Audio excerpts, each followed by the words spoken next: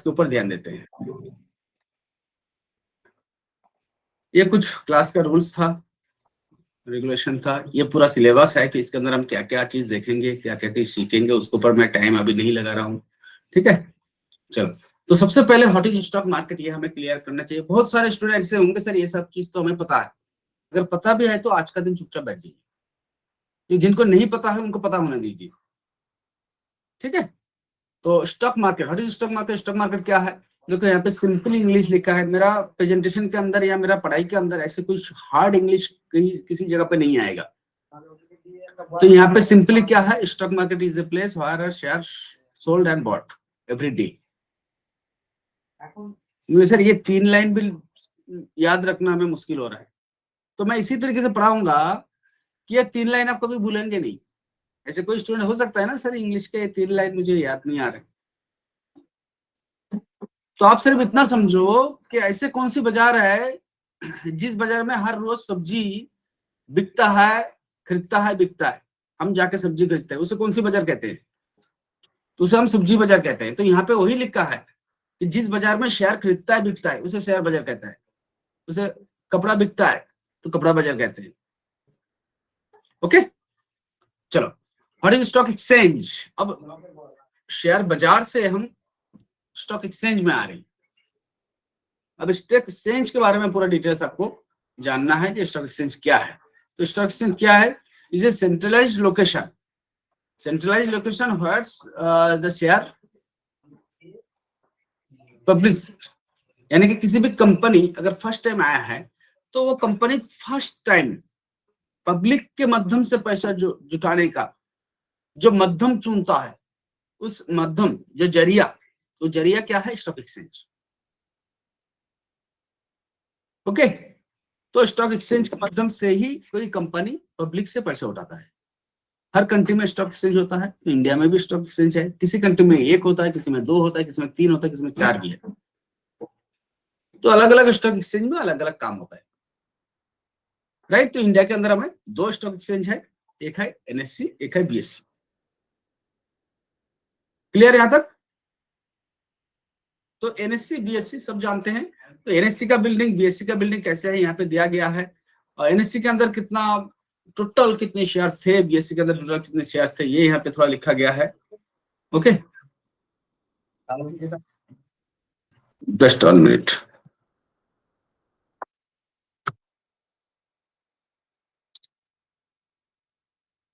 Okay, अब अच्छा, sorry, मैं अगर स्क्रीन के ऊपर कुछ लाइन ड्रॉ कर रहा हूँ, आपको दिखाई दे रहा है क्या, यस या नो। तो मैं लाइन ड्रॉ किया हूँ, एक तीर का निशाना किया हूँ, दिखाई दे रहा है क्या, यस या नो।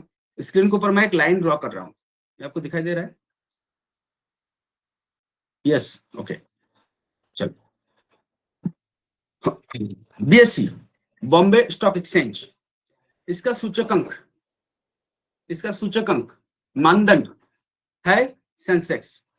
अबे सूचकांक क्या है, हमारे को बुखार आता है, बुखार चढ़ता है, अब बुखार नापने के लिए क्या चीज का इस्तेमाल करते हैं, हम नॉर्मली हाथ पकड़ के देखते हैं कितना टेम्परेचर है, क्या है। बट उसको जब थर्मोमीटर के अंदर हम कैद किए हैं कि कितने टेम्परेचर होता है, तो थर्मोमीटर क्या काम करता है, बुखार नापने का चीज, राइट। तो स्टॉक मार्केट को तोलने का चीज क्या है, तो रखने का, तो वो है आपको इंडियन स्टॉक मार्केट को तोलने का सेंसेक्स एंड निफ्टी। सेंसेक्स क्या चीज है ना, Bombay stock exchange, 2 stock exchange, Bombay stock exchange, national stock exchange, ज्यादा कुछ फर्क नहीं है। जैसे हमारा घर जहाँ पे है, अगर दोनों साइड में 2 मंडी है, तो एक मंडी का नाम कुछ है, दूसरा मंडी का नाम कुछ है। तो यहाँ पे एक मंडी का नाम है बॉम्बे स्टॉक एक्सचेंज, दूसरा मंडी का नाम है national stock exchange. Bombay stock exchange का जो थर्मोमीटर है उसका नाम है सेंसेक्स, नेशनल स्टॉक एक्सचेंज का जो थर्मोमीटर है उसका नाम है निफ्टी, राइट। अब होता क्या है, इसके अंदर जितनी सारे टोटल शेयर्स होते हैं, उन शेयर्स को, जितनी सारे टोटल शेयर है, उन शेयर्स को, उन शेयर्स में से चुनिंदा कंपनी को, टॉप कंपनी को, टॉप कंपनी का एक बास्केट बनाया जाता है,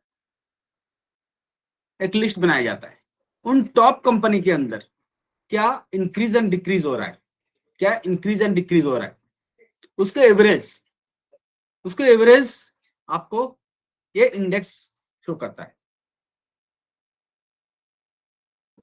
ठीक है, ज्यादा क्रिटिकल बात तो नहीं है, सिंपल बात है। टोटल जितने शेयर्स थे उन शेयर्स में से चुनिंदा कुछ शेयर्स को लिया गया है, उन शेयर्स के अंदर क्या परफॉर्मेंस हो रहा है पूरा दिन, वो परफॉर्मेंस का रिजल्ट आपको इस इंडेक्स में दिखता है।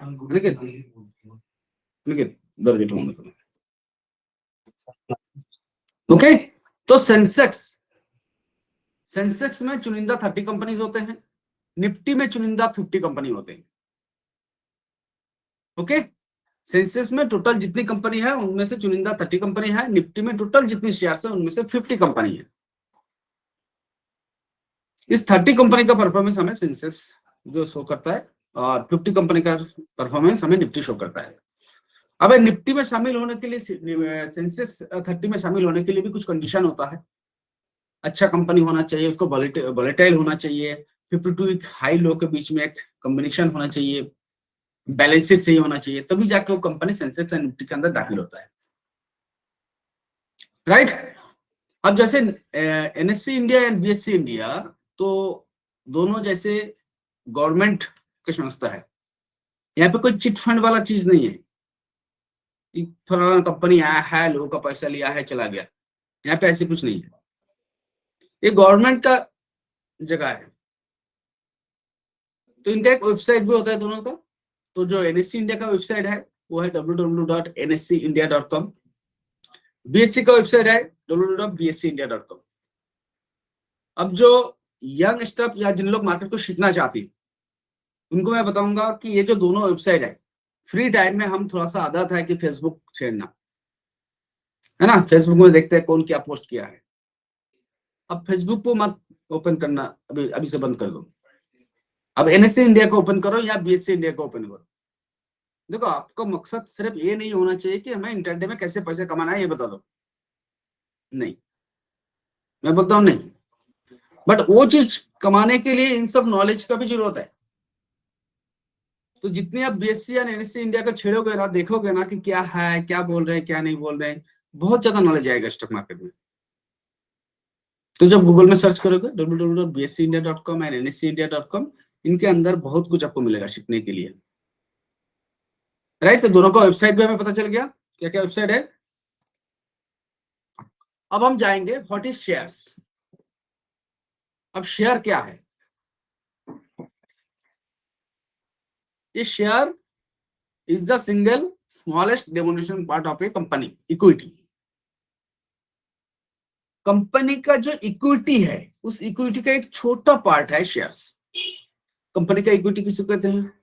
तो कंपनी का जो टोटल अमाउंट है, प्रोमोटर का जो टोटल अमाउंट है उसे हम कंपनी इक्विटी कहते हैं। जिस पैसे से कंपनी चल रहा है उस पैसे का अगर छोटा टुकड़ों में बांट दिया जाए तो छोटा टुकड़ों में बांट के एक शेयर बनता है। अब हम इस पूरे शेयर्स का फंडा को पहले अच्छा से समझेंगे। ओके, इस शेयर का फंडा को हम अच्छे से समझेंगे। मान लीजिए तीन दोस्त है एबीसी, तीन दोस्त है एबीसी, तीन दोस्त मिलकर एक कंपनी स्टेब्लिश किया। इतने दिन दोस्त यारी थे, मस्ती मार रहे थे, अब बोला नहीं कुछ इनकम करना है तो हम कोई कंपनी स्टार्ट करते हैं, चाहे बिस्किट फैक्ट्री हो सकता है, चाहे मोमो का दुकान हो सकता है, कुछ भी हो सकता है। जब कंपनी स्टार्ट किया है, मान लीजिए 2000 में, कंपनी का नाम दिया है XYZ। ओके, अब कंपनी स्टार्ट करने के बाद इन्होंने जब स्टार्ट किया था तो घर से कुछ पैसे लाए थे तीनों ने, 1 लाख रुपया, 2 लाख रुपया, 2 लाख रुपया, टोटल 5 लाख रुपया के साथ इन्होंने काम स्टार्ट किया। तो ये जो 5 लाख रुपया हुआ है, अभी थोड़ी देर पहले बोल रहे थे ना कंपनी इक्विटी, तो ये जो 5 लाख है इसे हम कहेंगे कंपनी इक्विटी। ठीक है, देखिए जिनको लगता है कि सर ये चीज मेरे पास नया आ रहा है तो कॉपी पेन लेके तुरंत उन चीज को लिखिए। हालांकि इस टॉपिक के साथ साथ आप उस चीज को डीपली नहीं लिख सकते, लेकिन सिर्फ पॉइंट हाइड आउट कीजिए। बाद में जब वीडियो देखेंगे, अगर थोड़ा टाइम मिल जाता है या फिर क्लास खत्म होते ही 2-4 लाइन उसके बारे में लिख लेना, जो कंपनी इक्विटी क्या है। ओके, चलो, तो कंपनी इक्विटी क्या है ना, टोटल कंपनी के पास जो काम करने का कैपेसिटी, इसका जो अमाउंट है वो अमाउंट को हम कंपनी इक्विटी अमाउंट कहते हैं। ओके, और इन दोनों दोस्तों को क्या कहते हैं, इसे हम कहते हैं कंपनी का प्रोमोटर। स्टॉक मार्केट की भाषा में, नॉर्मल भाषा में हम कंपनी का मालिक कहते हैं, स्टॉक मार्केट की भाषा में कंपनी का प्रोमोटर कहते हैं। राइट, अब आता है शेयर्स। देखो इन्होंने 1 लाख, 2 लाख, 2 लाख ये अमाउंट देकर कंपनी स्टार्ट तो किया था, टोटल 5 लाख के साथ। बट इन कंपनी का प्रॉफिट लॉस होगा तो कैसे होगा?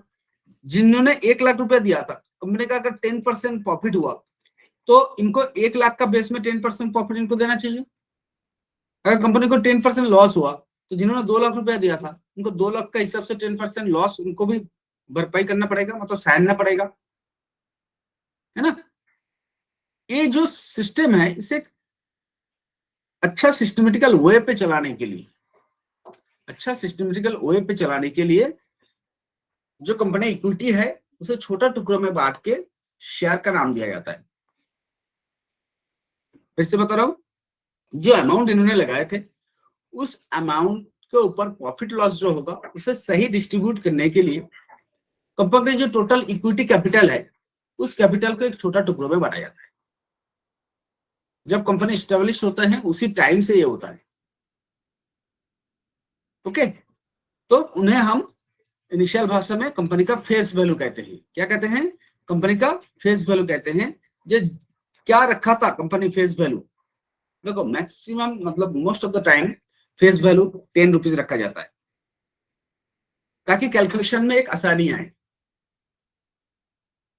ओके, कैलकुलेशन आसानी आए इसलिए 10 रुपीज फेस वैल्यू रखा जाता है। ओके, तो फेस वैल्यू क्या है समझ में आया? जो टोटल अमाउंट है उसे एक छोटे टुकड़े में बांटा जाता है। राइट, जिनको जो प्रोमोटर जितने पैसे लगाए हैं उनको प्रॉफिट लॉस का सही कैलकुलेशन, सही हिसाब किताब रखने के लिए।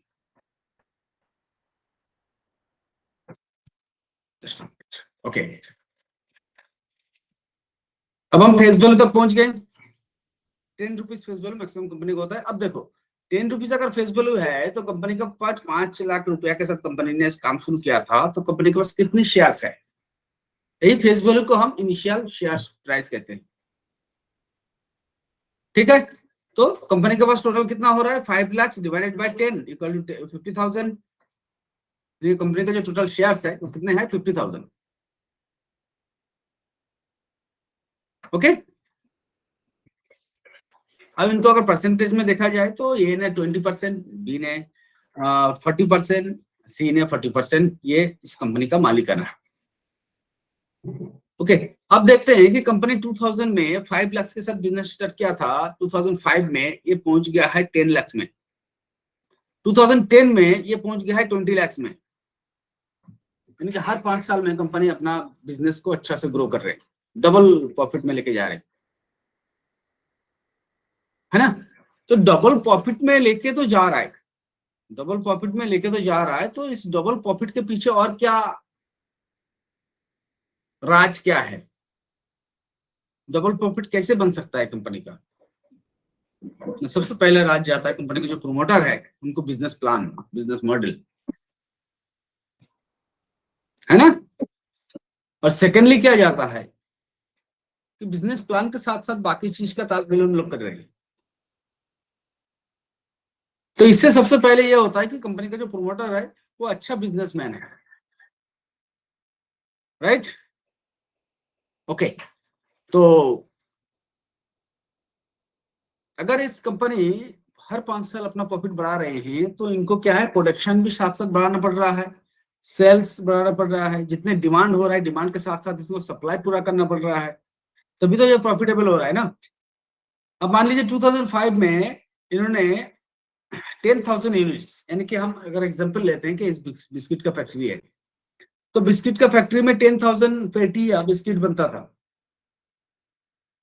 अगर 5 लाख जब अमाउंट था, 10 लाख हो गया तो डेफिनेटली 20,000 यूनिट के करीब इनको बिस्किट सप्लाई करना पड़ रहा होगा।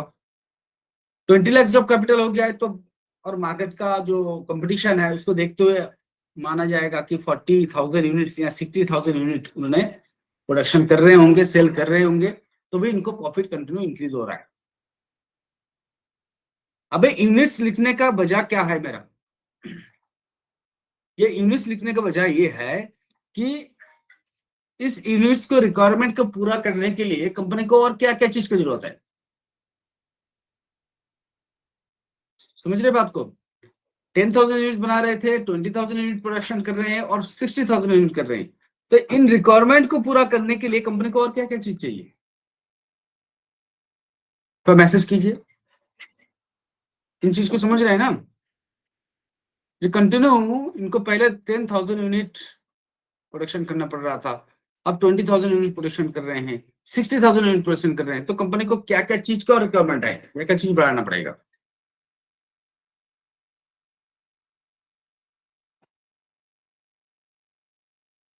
मनी बढ़ाना पड़ेगा, अच्छा। मैन पावर बढ़ाना पड़ेगा, कैपिटल।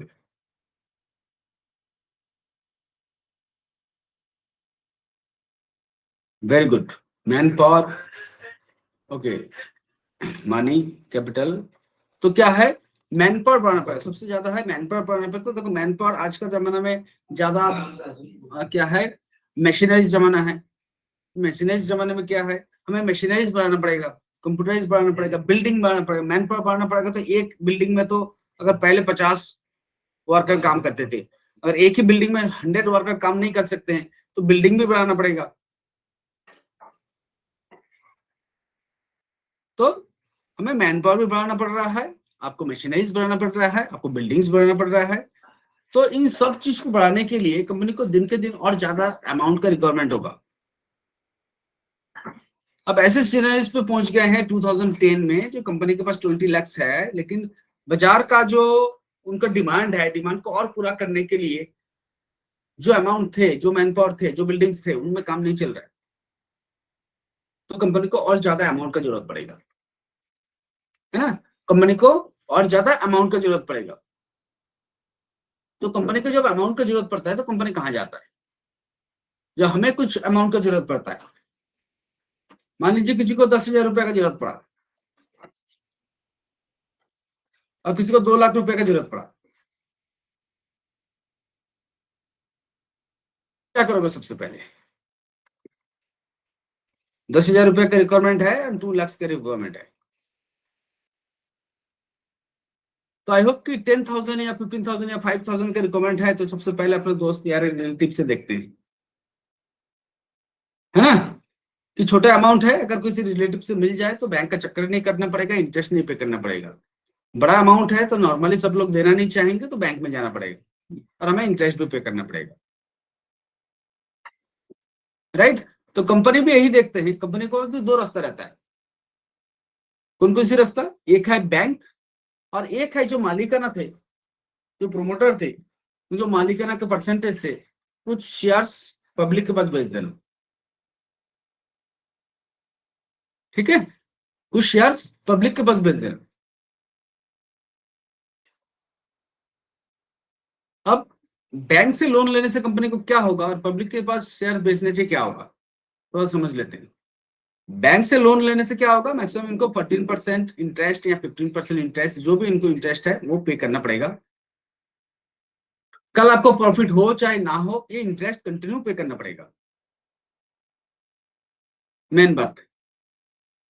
दूसरी बात है, बैंक से लोन लेने के लिए भी बहुत सारे कार्रवाई होता है। अब पब्लिक से पैसा लेने के लिए भी बहुत सारे कार्रवाई होता है। अब पब्लिक से अगर पैसे लेना है तो इनको क्या फायदा क्या नुकसान? नुकसान ये है कि उनको अगर 50% प्रॉफिट ग्रोथ हो रहा है, ठीक है, तो 50% प्रॉफिट क्या है, अगर कंपनी ने 50% शेयर्स पब्लिक के पास बेच दिया है, तो इन 50% शेयर्स के ऊपर 50% जो प्रॉफिट हो रहा है पूरा इनको बांटना पड़ेगा, पब्लिक को देना पड़ेगा। आ रहा है समझ में? जो पहले 50,000 शेयर्स कंपनी का था ना, इन्होंने सोचा कि 50% जो शेयर्स है हम आईपीओ के थ्रू पब्लिक के पास बेच देंगे, यानी कि शेयर मार्केट में बेचेंगे। अब शेयर मार्केट में बेचना मीन शेयर मार्केट के थ्रू हम आम पब्लिक के पास आना। ओके, तो 50% शेयर्स इन्होंने बेच देंगे। तो कंपनी का अगर प्रॉफिट बहुत अच्छा हो रहा है तो प्रॉफिट को प्रोमोटर लोग रख नहीं पाएंगे, उन्हें अपना जो शेयर होल्डर है उनका बीच में बांटना पड़ेगा। तो देखो, अगर कंपनी का 30% भी अगर प्रॉफिट हो रहा है, ठीक है, अगर कंपनी को 30% भी प्रॉफिट हो रहा है और यहां से अगर कंपनी लोन लेते 14% का ब्याज पे, तो प्रोमोटर को क्या फायदा है? आईपीओ इश्यू करना फायदा है या फिर लोन लेना फायदा है? A, column number A, IPO issue करना, आईपीओ इश्यू करना फायदा है, या column number B, bank loan लेना? क्वेश्चन समझ में आया? कंपनी 30% ग्रो कर रहा है, कंपनी 30% ग्रो कर रहा है हर साल, तो इस कंपनी को आईपीओ इश्यू करना बेस्ट है या फिर कंपनी को बैंक लोन लेना बेस्ट है? जल्दी बताइएगा। IPO, IPO, IPO. मेरे ख्याल से आप लोग मेरा क्वेश्चन समझ नहीं पाए होंगे, ठीक है। कंपनी 30% ग्रो करता है अपना बिजनेस का, बैंक लोन लेगा तो इनको 14% पे करना पड़ेगा, है ना। बट आईपीओ अगर इशू करेगा तो 50% शेयर्स पब्लिक को देना पड़ रहा है, और उस 50% शेयर्स के ऊपर 30% जो इनको प्रॉफिट हो रहा है वो भी बांटना पड़ेगा। तो कंपनी का हित के लिए, कंपनी के लिए कौन सी बेटर ऑप्शन है? अभी समझ में आया? तो कंपनी के लिए डेफिनेटली लोन बेटर होगा। क्यों? क्योंकि लोन लेगा तो इनको 40% ही पे करना पड़ेगा जो अमाउंट लिए थे, और बाकी कितने परसेंट इनके पास रह जाएगा? 16% कंपनी के पास रह जाएगा। इसमें कंपनी और अपना ग्रोथ ग्रोथ कर सकता है। लेकिन अगर कंपनी को डाउट है कि मैं 14% भी शायद इंक्रीज नहीं कर पाऊंगा, तो कंपनी बोलेंगे हम रिस्क नहीं लेंगे, हम पब्लिक से पैसा ले लेते हैं, ताकि उसके ऊपर एक्स्ट्रा ब्याज हमें नहीं देना पड़ेगा। लॉस हुआ तो कोई बात नहीं, हम शो कर देंगे लॉस हुआ, शेयर का प्राइस गिर जाएगा। अरे समझ में? अब इसका मतलब ये नहीं है कि हर कंपनी जब आईपीओ इश्यू करता है वो खराब है, ठीक है। कंपनी के अंदर ये भी देखा जाता है कि कंपनी हो सकता है पहले से कुछ लोन ले रखे हैं, अब लोन नहीं मिलेगा तो कंपनी आईपीओ ला सकता है, राइट। तो यहां तक समझ में आया? तो ये कुछ एग्जांपल दिया गया है कि इस तरीके से प्रॉफिट हो रहा है, इतने लाख का लोन लेना है कि आईपीओ लेना है, तो इनको इतनी सारी बिल्डिंग्स एक्स्ट्रा होगा और कामकाज भी अच्छा होगा, ठीक है। तो अब हम मानते हैं कंपनी को कुछ अमाउंट का जरूरत है, 30 लाख का कि 30 करोड़ का, 30 CR का जरूरत है। तब कंपनी ने ये डिसाइड किया है कि हमने बैंक लोन में नहीं जाएंगे, हम आईपीओ यानी कि पब्लिक के पास अपना शेयर्स बेचेंगे। अभी हम बात कर रहे थे कौन सी कंपनी का, कौन सी कंपनी का बात कर रहे हैं अभी तक? जो मैं समझा रहा हूँ, कौन सी कंपनी का बात कर रहा हूँ?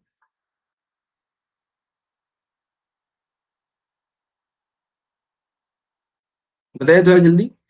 अच्छा, दूसरी बात है, कैमरा सबका ऑन होना चाहिए। क्लास में जब बैठेंगे ना, अजय जी कैमरा ऑन कीजिए।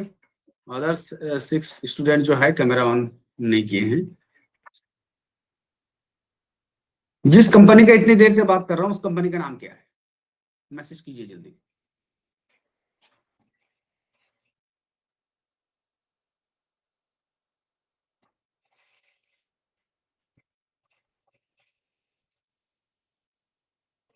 देखिए ये क्या होता है, ये जनरल नॉलेज है, बिल्कुल जनरल नॉलेज है, मैंने इतने देर से पढ़ा रहा हूँ, है ना। अब इसी के अंदर से मैं आपको पूछ रहा हूँ ना, तो किसी ने प्रोमोटर लिख रहे हैं, किसी ने एबीसी लिख रहे हैं, तो हमने यहाँ पे XYZ कंपनी का बात कर रहे हैं, हम कोई एसीसी या एशियन पेंट या रिलायंस की बात नहीं कर रहे हैं, ओके। बाकी कौन कौन लोग हैं जो कैमरा ऑन नहीं किए हैं? तो ये क्लास जैसे जैसे मैं आगे करता हूँ तो यहाँ पे कुछ रूल्स को मैं चेंज करता हूँ, और आई होप कि आपको ये पता होगा कि जितने पुराने होते हैं उतने कुछ ना कुछ कारण से कुछ ना कुछ नियम चेंज किया जाता है, ओके। पहले मैं क्लास कराता था ना, मेरा कैमरा ऑन करता था ना आप लोगों को कैमरा ऑन करते थे।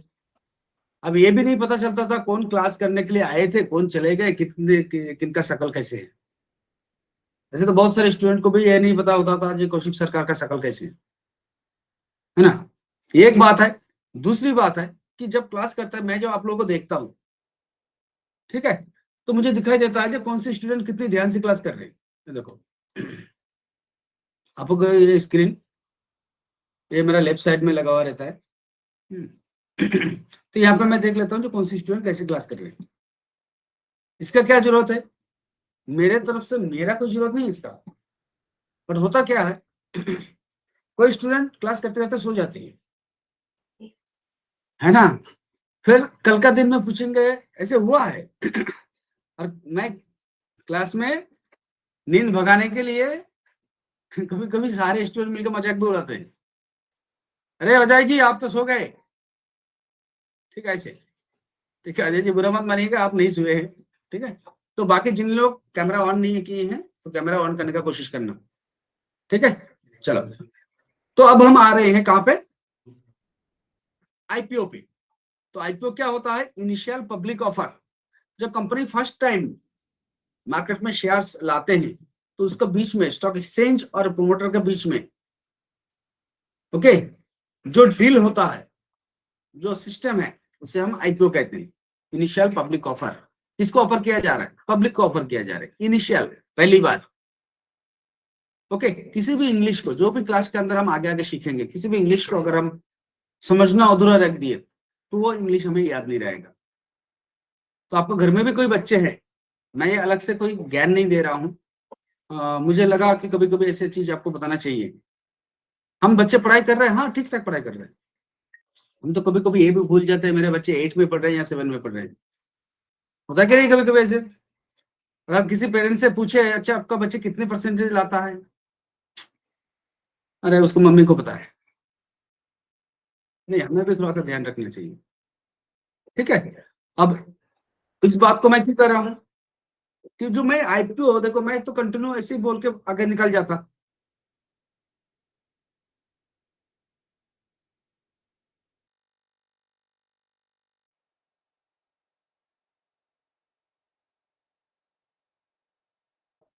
Network problem. तो आप भी कभी कभी ना सैटरडे संडे को आपको बच्चे को लेकर बैठिए, ठीक है। अचानक जैसे टीटी आता है सरप्राइज चेक के लिए, कुछ तरीके से अगर आधा घंटे के लिए भी बैठेंगे ना तो उनका मन में डर रहेगा। उन्हें कोई भी एक टॉपिक को पढ़ने दीजिए, लेकिन टॉपिक तो फटाफट पढ़ देंगे, कोई भी एक मीनिंग को बताने के लिए बोलिए ठीक से बता नहीं पाएंगे, है ना। तो जब तक ना बच्चे अपना मीनिंग्स के साथ समझ के पढ़ेंगे तब तक ना उनको याद नहीं रहता है। चाहे आप स्कूल में बताइएगा, स्कूल टीचर को, मैं तो बिल्कुल हिचकता नहीं हूँ, स्कूल टीचर को पकड़ता हूँ, फिर प्रिंसिपल को पकड़ता हूँ, भाई ये इस जगह को ये करेक्शन होना चाहिए, इस जगह पे ये करेक्शन होना चाहिए। ओके, चलिए, ज्यादा बातचीत हो जाएगा। तो मैं इसीलिए आईपीओ, इनिशियल पब्लिक ऑफर को मैं समझाया, ठीक है। तो स्टॉक एक्सचेंज में ये प्रोसेस होता है। अब इस प्रोसेस के अंदर बहुत सारे चीजें हैं जो हम शॉर्ट टाइम पे जानेंगे, ठीक है। तो क्या है, आईपीओ चेक करने के लिए बहुत सारे वेबसाइट है, ठीक है। और आईपीओ परचेज करने के लिए हम अपना डिमाट अकाउंट से ही परचेज कर सकते हैं। बट अमाउंट जो है वो डिमाट अकाउंट में होने से नहीं होता है, कुछ प्रोसेस इसका अलग है। आपका बैंक अकाउंट में ही अमाउंट होना चाहिए, ठीक है। अगर आपको आईपीओ अलॉटमेंट होगा तभी आपका पैसा काटा जाएगा, अदरवाइज आपको पैसा ब्लॉक रहता है, ना कि कंपनी के घर में जाता है फिर वापस आता है, नहीं। हम जो आईपीओ अप्लाई करते हैं ना, तब सिर्फ आपका बैंक में ही पड़ा रहता है पैसा, बट ब्लॉक रहता है कि आप उसे आईपीओ अप्लाई करने के बाद दोबारा निकाल ना पाओ। अगर आईपीओ आपको लग गया है, अलॉटमेंट हो चुका है, तो उसी दिन आपको बैंक से डिडक्शन हो जाएगा। नहीं लगा है तो आपको क्या होगा, पैसा ब्लॉकिंग, ब्लॉक जो पीरियड है वो अनलॉक हो जाएगा।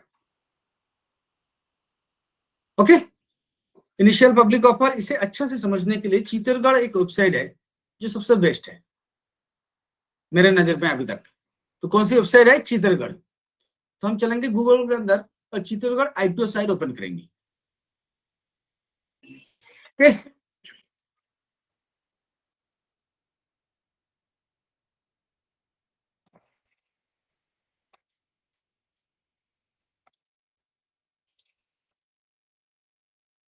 तो आईपीओ, आईपीओ डैशबोर्ड इस तरीके से इंटरफेस आएगा आपके सामने।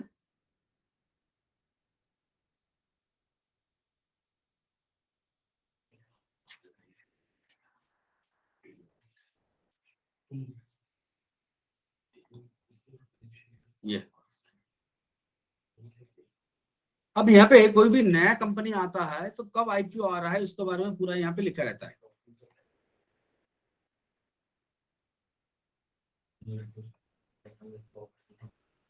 देखो अदानी एंटरप्राइज लिमिटेड का आया था, ये बहुत दिनों के बाद, ये आईपीओ नहीं आया था, एफपीओ आया था।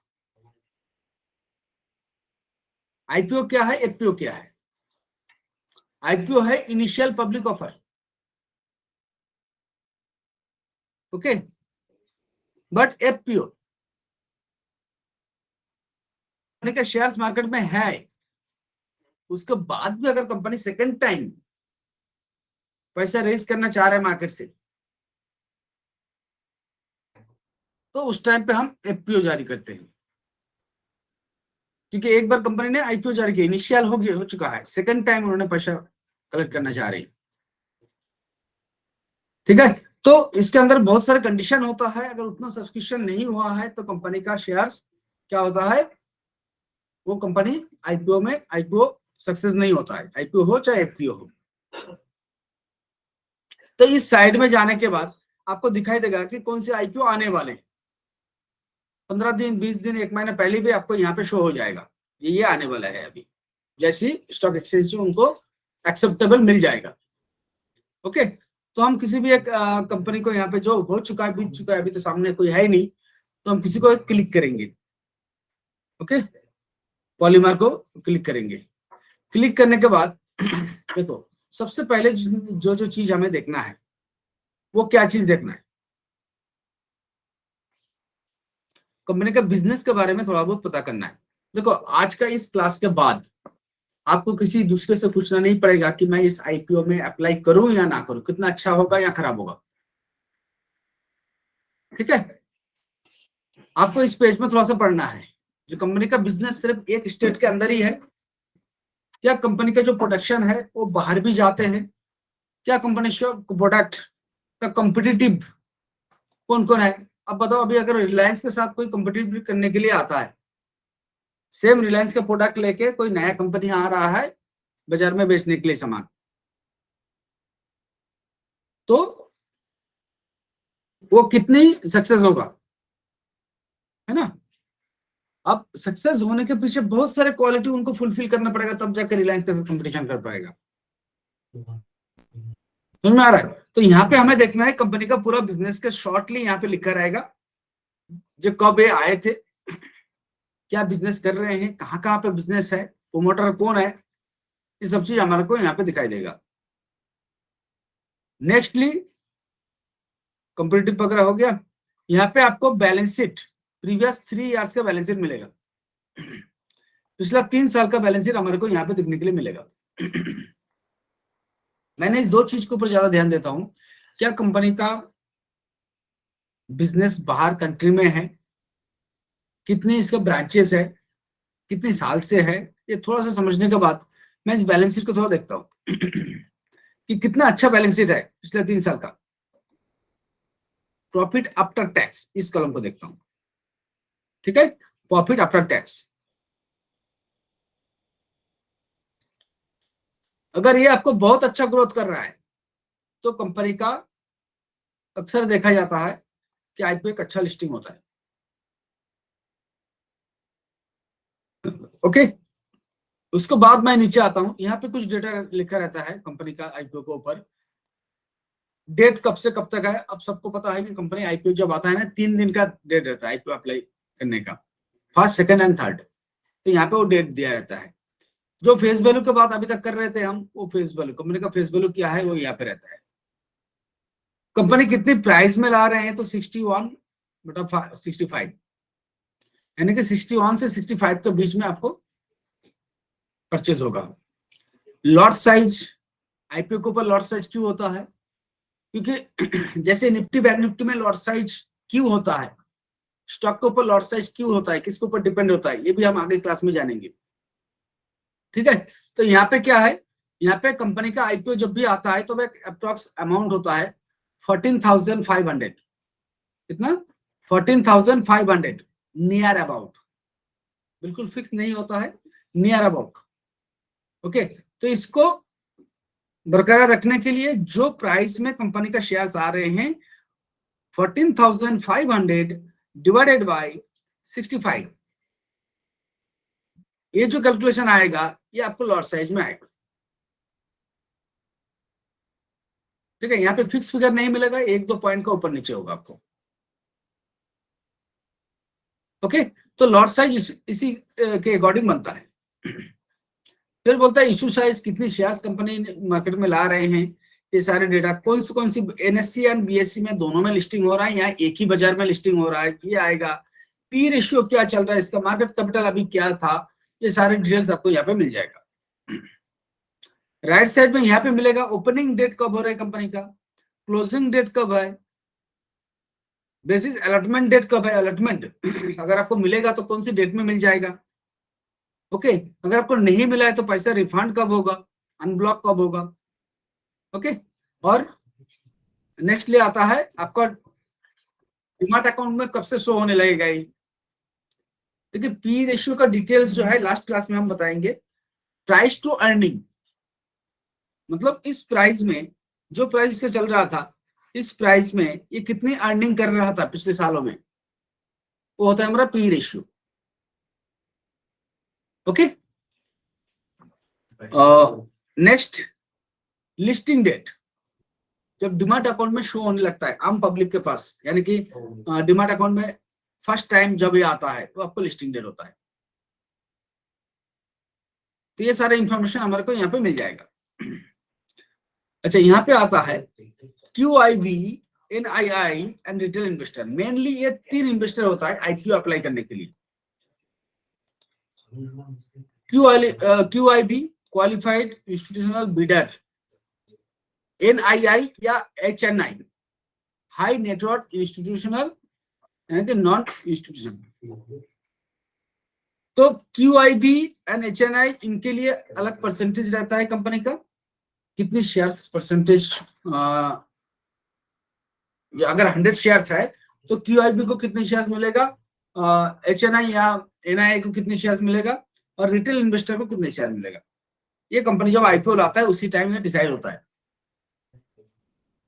ओके, तो यहाँ पे रिटेल का जितने ज्यादा शेयर्स होगा तो हमारे को मिलने का चांसेस उतने ज्यादा है।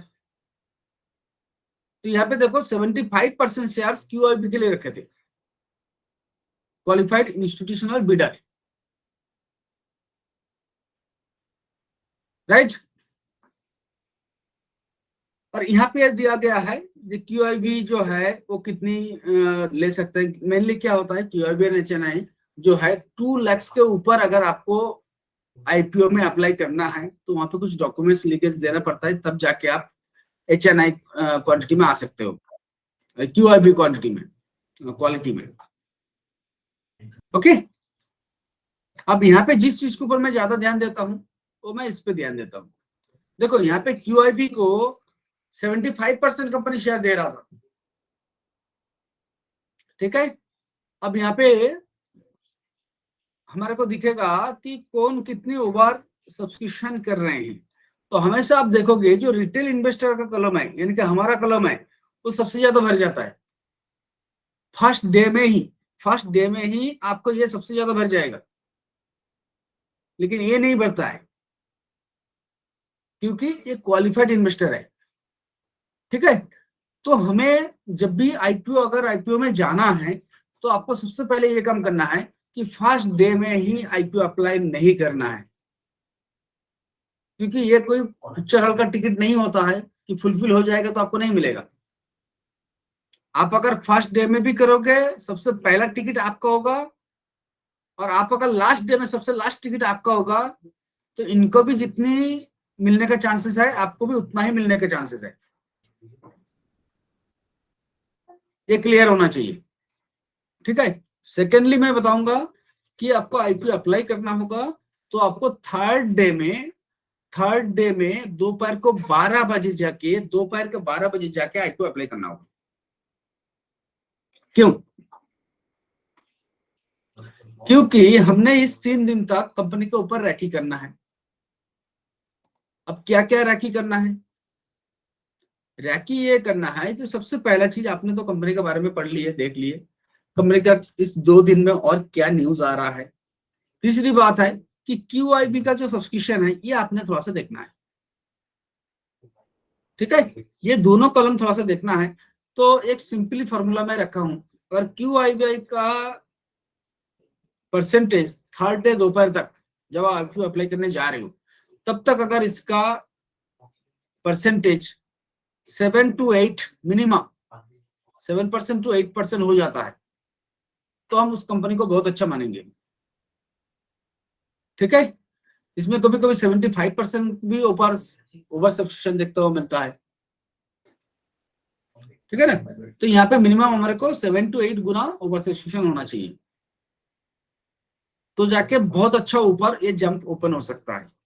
अदरवाइज क्या होता है, 100 टोटल अगर सब्सक्रिप्शन हो गया है, यहाँ पे क्या है, टोटल 17% ओवर सब्सक्रिप्शन है, तो कंपनी जिस प्राइस में ओपन हो रहा था 65, इससे ऊपर ही होना चाहिए, कम में तो होगा नहीं ओपनिंग जो है ना।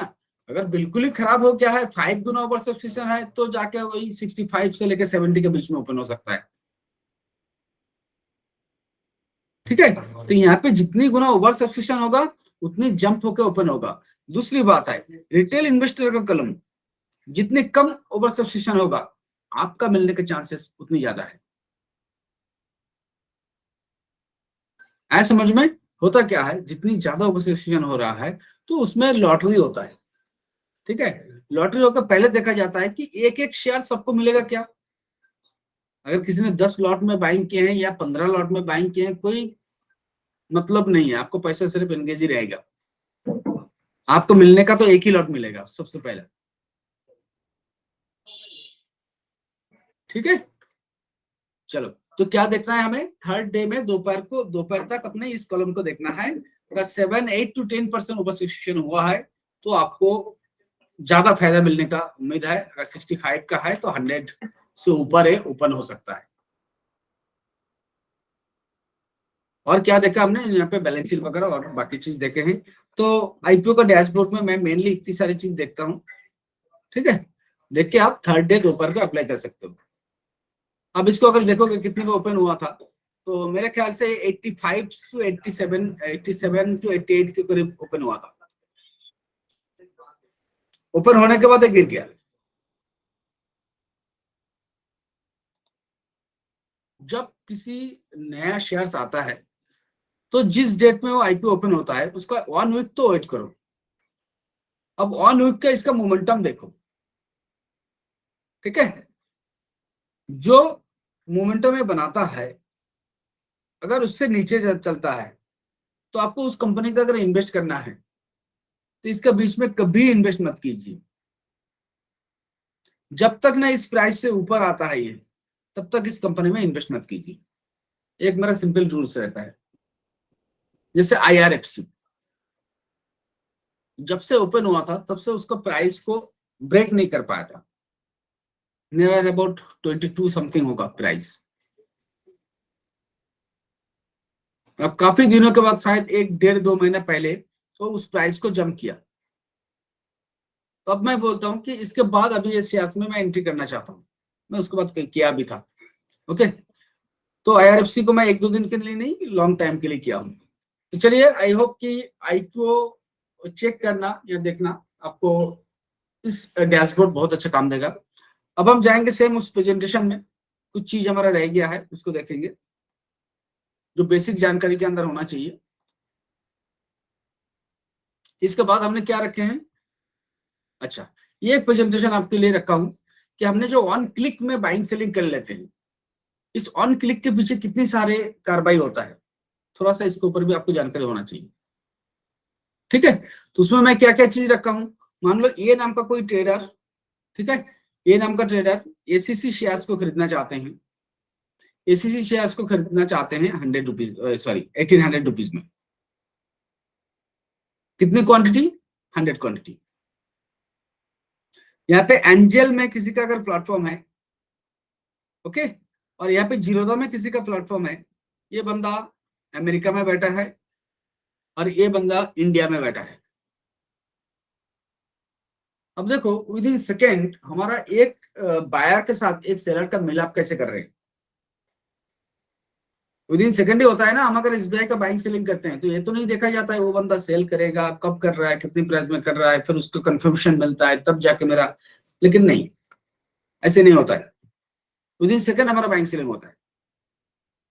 ओके, तो क्या देखा जाता है कि ये अगर खरीदना चाहता है और ये बंदा अगर सेल करना चाहता है, ये बाई करना चाह रहा है और ये सेल करना चाह रहा है, तो ये बंदा अगर 1800 रुपीज में सेल करना चाह रहा है 100 शेयर्स, तब जाके इसका सेल ऑर्डर के साथ इसका बाइंग ऑर्डर मैचअप होता है, और वो match up within micro second में होता है। अगर रेपुटेड स्टॉक है तो वो match up within micro second में होता है ना।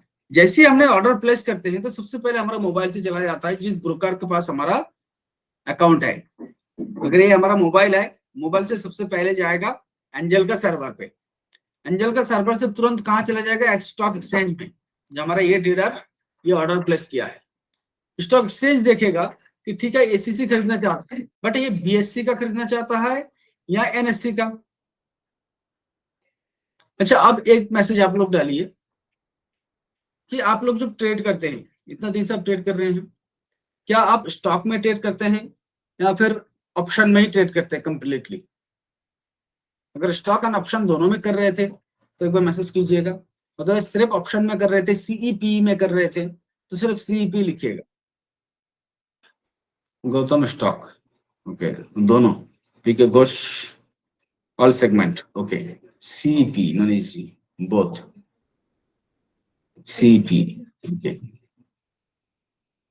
अजय जी, ओके, ऑप्शन, ठीक है। तो जिन लोग सिर्फ ऑप्शन में करते थे ना, उनको ये स्टॉक ट्रेडिंग का काफी सारे फंडा रहता है, वो नहीं पता होगा, तो हम बताएंगे धीरे धीरे, ठीक है। चलो, तो यहाँ पे क्या होता है, स्टॉक में ना बीएससी एनएससी जब इतनी देर से जब बातचीत कर रहे थे, बॉम्बे स्टॉक एक्सचेंज में लिस्टिंग, एनएससी लिस्टिंग, तो ये दोनों लिस्टिंग होता है। जब भी हमने कोई शेयर्स का नाम वहां पे सर्च करके लाते हैं, जैसे हम क्या लाते हैं, निफ्टी 18,000 का कॉल सी, है ना, तो हमारे को निफ्टी का कौन सी एक्सपायरी का 18,000 का कॉल, ये हम लेके आ जाते हैं। तो उसी तरीके से सर्चिंग बॉक्स में हमें अगर एसीसी लिख के हैं तो सबसे पहले दिखाएगा एसीसी एनएससी वाला आपने लेना है या बीएससी वाला, आपको वॉच लिस्ट में कौन सी लाना है, तो वो आपको सिलेक्ट करना होगा। तो यहाँ पे स्टॉक एक्सचेंज क्या देखेगा, ये बंदा एनएससी में बाइंग करना चाह रहा है या बीएससी में। अगर एनएससी में करना चाह रहे हो तो स्टॉक एक्सचेंज से सीधा फिल्टर होके वो ऑर्डर चला जाएगा एनएससी वाला बिल्डिंग में। एनएससी वाला बिल्डिंग अलग है, बीएससी वाला बिल्डिंग अलग है ना, ये एनएससी का बिल्डिंग है। अब एनएससी के बिल्डिंग में जाने के बाद फिर यहाँ पे एक फिल्टर होगा कि ये बंदा होल्डिंग पर्पस खरीदना चाह रहा है या इंटरडे, ठीक है।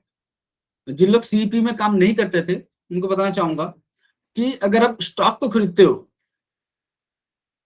स्टॉक को होल्डिंग पर्पस खरीदते हो, तो उसे लाइफ टाइम तक रख सकते हो, ठीक है। बट ऑप्शन को अगर आप खरीदते हो होल्डिंग पर्पस, हमने बैंक के ऊपर क्या आता है, सीएनसी और एमआईएस। तो सीएनसी मीन्स अपना पैसे से खरीदना है, हम जब मर्जी तब तक रखना है। एमआईएस मीन्स हम अपना पैसे के ऊपर और लिमिट भी लेना चाह रहे हैं और आज के अंदर ही हम एग्जिट करेंगे उसे, ये वादा कर रहे हैं आप, चाहे प्रॉफिट हो चाहे नुकसान हो, है ना। तो यहाँ पे क्या कहा जा रहा है, इंटरडे पर्पस हो या होल्डिंग पर्पस। अगर होल्डिंग पर्पस है तो इनका ऑर्डर सीधा एनएसडीएल के पास चला जाता है, ये बंदा होल्डिंग पर्पस कुछ खरीदना चाहता है। अभी एनएसडीएल क्या होता है, नेशनल सिक्योरिटीज डिपॉजिटरी लिमिटेड, यह भी लिखा है। अब आपका शेयर्स जो भी होल्डिंग रहता है वो एनएसडीएल एक अकाउंट नंबर रहता है, उसमें रहता है। अगर आपका एंजल ब्रोकिंग में भी अकाउंट है तो भी आपका शेयर्स एंजल ब्रोकिंग के पास नहीं रहता है, वो एनएसडीएल के पास रहता है, ठीक है। तो इसका क्या प्रूफ है, एनएसडीएल के पास आपको शेयर्स है। आप जो डिमार्ट अकाउंट है उसमें प्रोफाइल में जाना, उसके नीचे आपको लिखा रहेगा NSDL account number and CDSL account number. तो आपका तमाम होल्डिंग शेयर्स जो है, आप अगर BSE में खरीदोगे तो CDSL में रहेगा, NSDL में NSC में खरीदोगे तो NSDL के पास रहेगा। ठीक है, ओके। तो यहां तक हमारा जो बेसिक जो बाइंग सेलिंग है वो उसका फंडा है, ये पूरा शॉर्टली मैं आपको समझाने की कोशिश किया हूं। ओके, अब हम जाएंगे कि इतनी सारे तो हमने देख लिए, अब हम शुरू से ना 4 से 5 दिन तक ऑप्शन ट्रेडिंग का नाम नहीं लेंगे। ठीक है, हालांकि मैं स्टॉक के ऊपर जो भी चीज बताऊंगा, स्टॉक के ऊपर जो भी चीज बताऊंगा वही चीज आपको ऑप्शन में काम करेगा, वही टेक्निकल आपको ऑप्शन में काम करेगा। ओके, तो आपके पास टाइम भी है अभी, आज फ्राइडे है, कल सैटरडे है, सो संडे है, तो 3 दिन में काफी क्लास आपको हो जाएगा। तो मंडे से आप क्लियरली इसी बेस के ऊपर मैटर को देख पाओगे, राइट। तो चलिए अभी हम चलते हैं अपना प्लेटफॉर्म पे। तो एक बार मुझे मैसेज करना कि आप लोग का डिमार्ट अकाउंट कौन कौन सी प्लेटफॉर्म में है। अगर जीरोधा अपस्टॉक एंजल है तो सबसे पहले ये लिखना, अगर इसमें नहीं है तो नेक्स्ट और कहां पे है ये बताना, क्योंकि मैं मैक्सिमम जो क्लास है मैं जीरोधा के ऊपर ही लूंगा। जीरोधा अपस्टॉक एंजल 5 पैसे, ठीक है। A for angel, okay. Kotak, जो कोटक का जिनका है उनको मैं इमीडिएटली बताऊंगा कि आप जीरोधा अपस्टॉक इनमें से कोई अकाउंट ओपन करा लेना। ठीक है, टाइम है 3 दिन का आपके पास। आप हमारे को व्हाट्सएप में अपना नाम, मोबाइल नंबर, मेल आईडी भेज देना, हमने एक लिंक करके अभी आपको दे देंगे। ठीक है, ताकि जीरोधा सबसे बेस्ट है। ठीक है, हालांकि ये सारे जो है डिस्काउंट ब्रोकर है, जीरोधा अपस्टॉक एंजल 5 पैसे। ठीक है, क्योंकि हमें क्या है ना, हमें एक बेटर टेक्निकल प्लेटफॉर्म चाहिए। तो मैं कोटक का क्यों मना कर रहा हूँ, तो वहां पे आपको बेटर टेक्निकल प्लेटफॉर्म नहीं मिलेगा मेरे ख्याल से, आगे आपका मर्जी है। ठीक है, तो इसके लिए अब देखिए अभी हमें क्या करना है, आज का दिन पे हमें वॉच लिस्ट क्रिएट करना है। ठीक है, जो हम इंटरडे ट्रेडिंग करेंगे तो हमें पहले से किस तरीके से वॉच लिस्ट होना चाहिए। अगर हम खेलने जाएंगे, ग्राउंड ही सही नहीं रहा है तो क्या खेलेंगे, अगर ग्राउंड के बारे में ही हमें क्लियर नहीं हुआ है तो हम सही खेल नहीं पाएंगे। ठीक है, तो हमें ग्राउंड पहले तैयार करना। ग्राउंड तैयार करने के पीछे क्या है ना, सबसे पहले आपका जो वॉच लिस्ट है, वॉच लिस्ट में 1 number watch list, 2 number watch list, 3 number watch list, 4 number watch list एक रेडी रखना है। ओके, अब 1 नंबर जो वॉच लिस्ट है एंजल के अंदर आप अलग से बना पाओगे, मैं देखा काफी सारे का एंजल में है, तो एंजल के अंदर आप अलग से बना पाओगे 1 नंबर, 2 नंबर, 3 नंबर ऐसे करके। तो अनिकित तिथि का একটা ভিডিও দেয়া ছিল যে ওয়াচলিস্ট कैसे क्रिएट करें एंजल, और ভিডিওটা দরকার হলে তিথিকে পাঠানো ছিল, ওটা দরকার হলে এই ক্লাসে পাঠিয়ে দিও। সব ওদের হোয়াটসঅ্যাপ হুম সাবজেক্টটা একটু পাস করলে ভালো হবে। कुछ आ जाए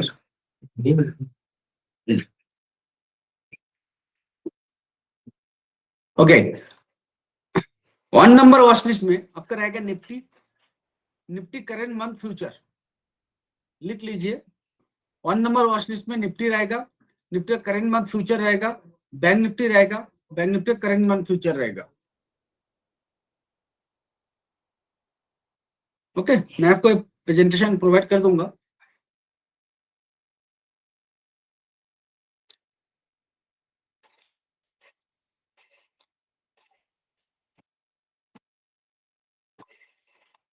अच्छा, 10 फरवरी ग्रुप में ना सभी को डाल देना, जो 25 जनवरी का है, 25 जनवरी वाला रजिस्टर कर देना कल परसों, और 25 जनवरी का स्टूडेंट को पूरा 10 फरवरी में ले आना।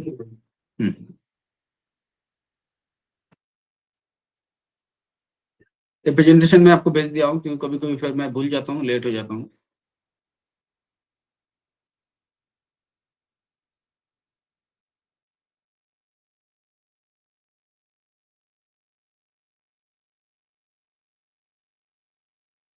अच्छा, 1 नंबर पेज में 4 चीज हो गया। अच्छा, 2 नंबर पेज में क्या रहेगा, ये थोड़ा इंपॉर्टेंट है। अब इसके बाद इसके अलावा कुछ नहीं रखना है 1 नंबर पेज में। अब क्या रखना है, अब जिस दिन जिसमें ट्रेड कर रहे हो, फलाना कॉल पे ट्रेड कर रहे हो, फलाना पुट पे ट्रेड कर रहे हो, तो वो आपको यहाँ पे रहेगा। ठीक है, 2 नंबर पेज में तमाम सेक्टर रहेगा। अब सेक्टर क्या है, क्यों रहेगा, ये हम बाद में बात करेंगे। तो पहले तो आपको तमाम सेक्टर होना चाहिए। जैसे थोड़ा बहुत आप लोगों को पता होगा, pharma sector, metal sector, energy sector, auto sector, है ना, स्टील सेक्टर, ये सारे जो सेक्टर है, रियल्टी सेक्टर, ये सेक्टर आपको 2 नंबर पेज में रहेगा। सबसे पहले निफ्टी, ये भी सेक्टर है, इंडेक्स है। बैंक निफ्टी ये भी है। तो IT, finance service, auto, energy, metal, pharma, media, realty, FMCG, ये तमाम जो सेक्टर है ये 2 नंबर पेज में रहेगा। क्यों रहेगा ये 2 नंबर पेज में, क्योंकि जब हम स्टॉक सिलेक्शन करेंगे एक दिन पहले, तो पहले हमारे को सेक्टर सिलेक्शन करना है, जो कल कौन सी सेक्टर अच्छा परफॉर्मेंस कर सकता है, हमने उस सेक्टर का स्टॉक में ट्रेड करना है। ठीक है, तो चार्ट देखते हैं आपको ये समझ में आने लगेगा कि ये सेक्टर बेटर चल सकता है। ओके, जैसे आपको सेक्टर सीक्वेंस वाइज कंप्लीट हो जाएगा, उसके बाद जिस सीक्वेंस वाइज आप सेक्टर रखे हैं, जिस सीक्वेंस वाइज सेक्टर रखे हैं, उस सीक्वेंस वाइज स्टॉक का नाम यहाँ पे डालते रहना। 2 नंबर 3 नंबर पेज में हो जाएगा। ओके, अब ये सेक्टर एंड स्टॉक का नाम कहां से मिलेगा आपको, राइट। देखिए, आपको जाना है एनएससी इंडिया साइड में, www.nscindia.com, ये क्लिक करेंगे तो एनएससी इंडिया साइड में आ जाएंगे। आने के बाद ये जो ब्लू कलर का लाइन है, इस ब्लू कलर का लाइन के अंदर देखिए एक व्हाइट पैच है, और यहाँ पे एक www.nscindia.com लिखा है। इस नंबर पे यहाँ पे हम क्लिक करेंगे। ठीक है, हम क्लिक कर दिए इसके ऊपर। जैसे इसमें क्लिक किए तो ये आपको पुराना जो होम पेज है एनएससी इंडिया का वो आ गया। ठीक है, पुराना होम पेज आ गया है। अब पुराना होम पेज में से आप लाइव मार्केट में क्लिक करने के बाद आपको यहाँ पे इंडेक्स है, इस इंडेक्स में जाना है। ठीक है, इंडेक्स में क्लिक किया। जैसे मैं इंडेक्स में क्लिक किया,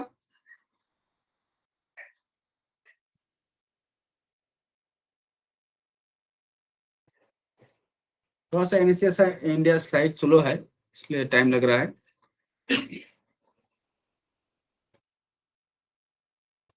इसके अंदर जाने के बाद आपको इंडेक्सेस दिखाएगा, देखते हैं जैसे ओपन होता है। तो अलग अलग इंडेक्सेस के अंदर, जैसे ऑटो सेक्टर को क्लिक करेंगे तो ऑटो सेक्टर से 5 से 6 स्टॉक लेना है आपको। ये देखो, ये आ गया। ठीक है, सेक्टोरियल इंडेक्सेस सेकंड में दिख रहा है, सेक्टोरियल इंडेक्सेस। ओके, यहाँ पे इंडेक्स है, यहाँ पे सेक्टर वाइज इंडेक्स है। सेक्टर वाइज इंडेक्स में क्या है, Nifty bank, auto, finance service, FMCG, IT, metal, media, pharma, PSU bank, private bank, ये सारे। ओके, पेन नहीं आना कुछ। अब देखो, किसी भी सेक्टर में क्लिक करोगे, आपको इसी सीक्वेंस में सेक्टर रखना है।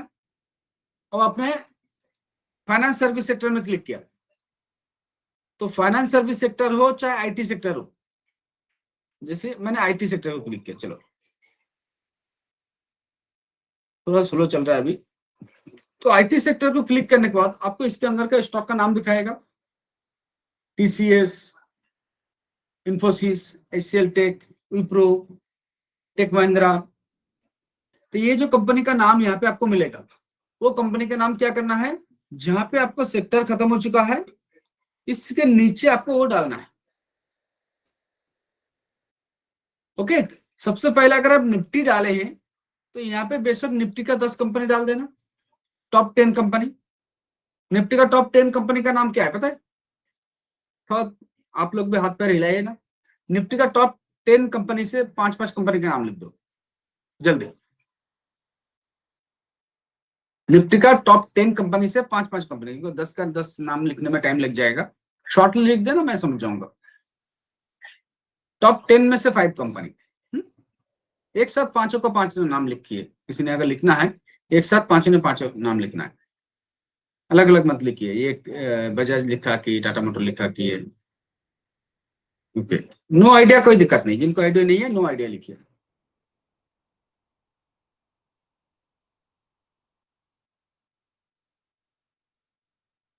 पीके घोष जी, रिलायंस, टाइटन, रिलायंस, रिलायंस इज 1 2 3 ओके, ऐसी चलो, टाइटन ऐसी टेक महिंद्रा, मारुति, एचडीएफसी। देखिए यहाँ पे बहुत सारे मैसेज आप लोगों को आया है, ठीक है।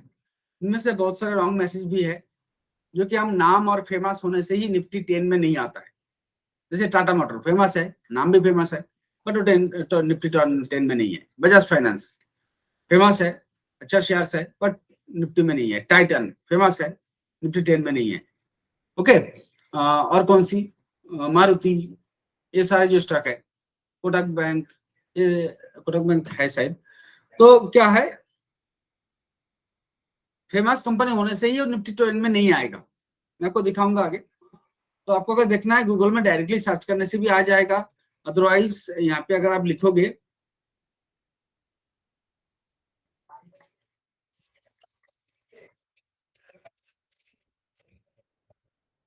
निफ्टी वेटेज करके लिखोगे तो निफ्टी का ये वेटेज चैप्टर बाद में आएगा, ठीक है। तो यहाँ पे आपको दिखाएगा, अदरवाइज यहाँ पे तो वेटेज वाइज दिखाएगा, अदरवाइज आपको निफ्टी टॉप 10 कंपनी से लिखने से भी आ जाएगा गूगल के अंदर, राइट। तो आज का जो वॉच लिस्ट आपको क्रिएट होगा, वॉच लिस्ट आपने 1 नंबर 2 नंबर 3 नंबर पेज तक तो बिल्कुल क्लियर करके रेडी रखना है। कल 8:30 बजे क्लास होगा, कल फिर 8:30 पे क्लास होगा। अगर क्लास का टाइमिंग कुछ चेंज होगा तो आप थोड़ा सा इस ग्रुप को ध्यान रखिएगा, इस ग्रुप को ध्यान रखिएगा। क्लास का टाइमिंग अगर किसी दिन चेंज होता है तो इस ग्रुप में इंफॉर्मेशन कर दिया जाएगा। देखो ये जो पेज है, यहाँ पे आपको लिखा है Reliance, HDFC bank, ICICI bank, Infosys, HDFC, Tata, TCS, okay, ITC, LNT, Kotak Mahindra bank और एक्सिस बैंक। ये जो 10 कंपनी है निफ्टी का टॉप 10 कंपनी है। कितना वेटेज है, ये है वेटेज। वेटेज क्या चीज है, ये सब हम बाद में सीखेंगे। ओके, तो आज सिर्फ इतना ही कर लेते हैं। इसका लिंक मैं आपको भेज देता हूँ एक बार।